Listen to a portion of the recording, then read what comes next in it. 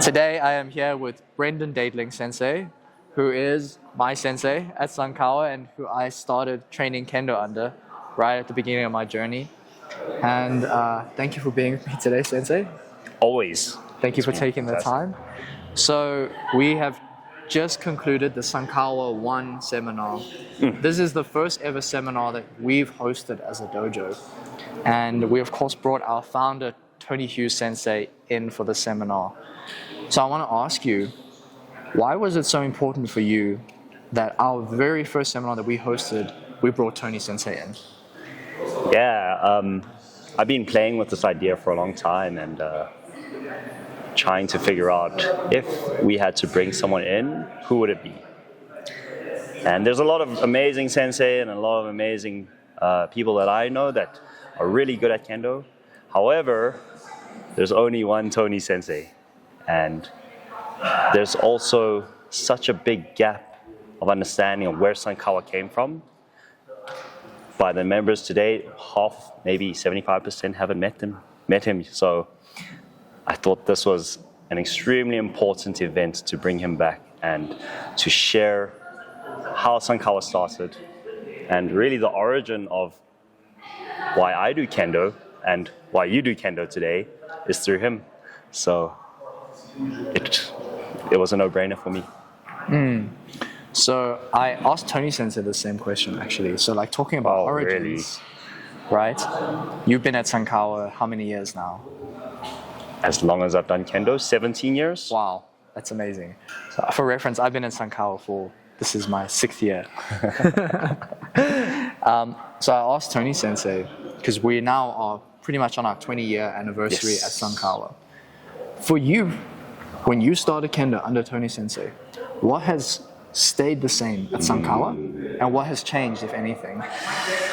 Wow, great question. I've tried my best. Sankawa was handed over to me in 2019. And I've tried my best to keep what Tony instilled in me and what Kendo means to him. I've tried to continue with that through Sankawa training.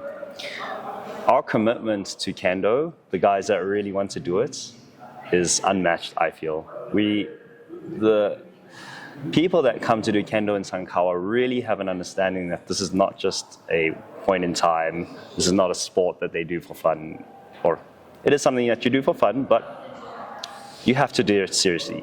And if you're not doing it seriously, then why are you doing it at all? It comes back to one of Tony's sayings, is that you have to give 100%, but even if you only have 30% in that day, give 100% of that 30%. The same thing happens in Sankawa training. So I hope that stayed the same. From a training perspective, though, I've tried to add my thoughts on what Kendo practice is. I've traveled all around the world and looked and studied other people's training schedules, and I've tried to implement ones that make sense for the members today. We always have different levels that are hard to cater for, but we try to make the most of it so that everybody gets the fair practice. That's the main aim of the game right now. When Tony Sensei handed the dojo over to you, he kind of, entrusted you, said, okay, it's now yours to carry on. Yeah. I have to ask you, in that moment, did you feel ready for that responsibility? Not at all. So I'm still quite young, and 2019 I was 28, and I felt like, there's a number of much older adults, there's a number of kids, and I just felt maybe I'm not at the right place in life to be able to help them. But I took it like with everything, you have to take it in your stride and try.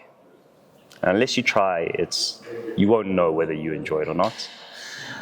So at the time, definitely wasn't ready, but as I grew through it and I get students like yourself and some of the kids, it's just such a fulfilling journey. I wouldn't have it any other way. Do you have any advice or tips? Because I think that, when you took over, you were 28. I believe you were Yondan at the time. Yes, Yondan. Right? And you were still going through your Kendo journey, you were still learning, right? Yeah. And I think this is very common everywhere in the world. You know, sometimes you have a shodan or a nidan and there's nowhere else to train. They want to train Kendo, but they have to take over the dojo and they have to take that leadership role. What advice do you have to people who are in that situation where they don't quite feel ready, but they have to make the best of it because they're the only ones there to take over? Right. Yeah, that's tough. It's a tough situation to be in. However, I would say that you don't have to know everything about Kendo. And because it's a lifelong journey, you typically experience Kendo in phases. And the phase that you're currently in, either it's grade or age or just general life that you're in, will typically depict what you can give to the members. And you shouldn't shy away from that. You should embrace it and say, okay, when I started as Sensei, I was in my competition phase. You know, I wanted to do well for Team SA. But that didn't mean that I turned the dojo into a Shiai dojo. Our focus was still on the fundamentals and understanding was still what good Kendo is. But you can use that place and time that you're in to structure your classes in a way that not only helps your members, but helps you too. And if you break things down back to its fundamentals, so if I'm saying, okay, I want to do Shiai training, but what is the fundamental behind that Shiai training? You're going to have a great men. So focus on that for yourself. And when you break those down into those basics again, you learning, they're learning, everybody learns. So yeah, I think the motivation to teach and to train is really hard to balance. But find the right way to do it so that both parties can benefit. Absolutely. Yeah. So Sankawa has a long history of representing South Africa. Yes. We've had many Sankawa members on the national team, starting with Tony Sensei. Yes. And since you took over the dojo, you've had 3 or 4 students who have been brought up under your tutelage, actually, that have joined the national team. How does that feel? So proud. So proud. So, of course, we've had many members representing South Africa and the South African team come from Sankawa. But even the young students that I trained and brought up, they moved overseas. And one is representing Team New Zealand. Another one is representing, I heard recently, Team Scotland. And we have a number of other members just out there and doing their best for their dojos or running their dojos. I couldn't be more proud, you know. It just shows that our foundations are hopefully correct. And we're really trying to spread good Kendo so that when they go out into the world, they're able to practice with whoever and succeed. Yeah, absolutely. I have one more question. Yeah, sure. Okay, so final question.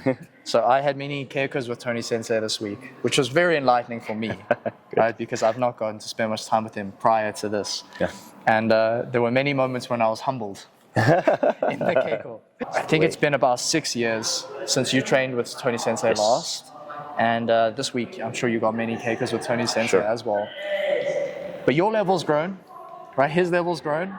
I want to know, what's the feeling? Is the feeling different now that you're keikoing Sensei? Now that you are a little bit more established in your Kendo? You know, what's changed? What does it feel like now? Yeah, very interesting. I feel that my level has grown. Actually, so has his. And although I feel stronger and I have much better Kendo today, I also got humbled.